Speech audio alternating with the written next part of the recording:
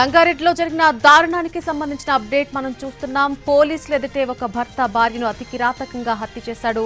దానికి సంబంధించిన అప్డేట్ చూస్తున్నాం. జడ్చర్లో ప్రియుడు పవన్ తో కలిసి ఉన్నట్టుగా గుర్తించినటువంటి పోలీసులు కవితను జహీరాబాద్ తీసుకొచ్చేందుకు పోలీసులతో కలిసి భర్త సిద్ధార్థ్ రెడ్డి వెళ్లాడు. అయితే అక్కడే ఒక కత్తి కొనుగోలు చేసినటువంటి భర్త పోలీసుల ఎదుటే కారులో సదాశివపేట మండలం నుంచి నందికత్తి వద్దకు రాగానే కత్తితో కవితని గొంతుతో కోసి హత్య చేశాడు. పోలీసులు ఉండగానే హత్య చేయడానికి బరితెగించాడు భర్త. కవిత మృతదేహాన్ని జహీరాబాద్ ఏరియా ఆసుపత్రికి తరలించారు పోలీసులు. నిందితుడిని వెంటనే అదుపులోకి తీసుకున్నారు. ఇదే అంశానికి సంబంధించి పూర్తి అప్డేట్ మా ప్రతినిధి శ్రీనివాస్ అందిస్తారు. శ్రీనివాస్, మళ్ళీ వివాహేతర సంబంధం పెట్టుకుందన్న అవమానంతో మాత్రం భర్త అయితే ఘాతుకానికి పాల్పడ్డాడు.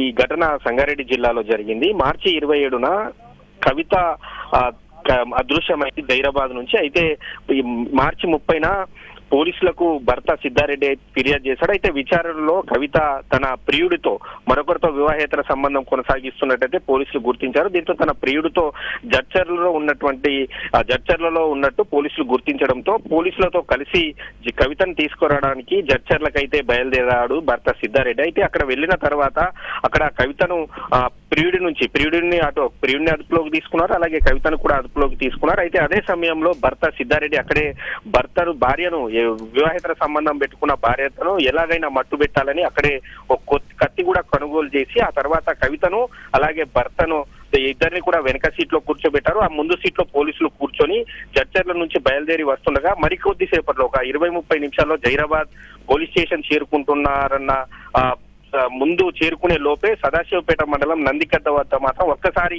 తన కొనుగోలు చేసినటువంటి కత్తితో ఒక్కసారిగా కూడా భార్యపై దాడికి దిగబడ్డాడు. గొంతుపై దారుణంగా కోయడంతో మాత్రం తీవ్ర రక్తస్రావంతో మాత్రం అక్కడికక్కడే కవిత కుప్పకూలింది. దీంతో వెంటనే పోలీసులు అతన్ని అదుపులోకి తీసుకున్నారు. అదుపులోకి తీసుకొని కవితను వెంటనే జహీరాబాద్ అక్కడ దగ్గరలో ఉన్నటువంటి జహీరాబాద్ ఆసుపత్రికి తీసుకెళ్లే లోపే మాత్రం కవిత అక్కడికక్కడే ప్రాణాలు విడిచింది. ప్రస్తుతం అయితే కవిత మృతదేహాన్ని జహీరాబాద్ ఏరియా ఆసుపత్రికి తరలించారు. అక్కడ బంధువులు కూడా రోధిస్తున్నారు. నిందితుడిని కూడా అదుపులోకి తీసుకున్నారు. నల్ని రైట్ శ్రీనివాస్, థ్యాంక్ యూ.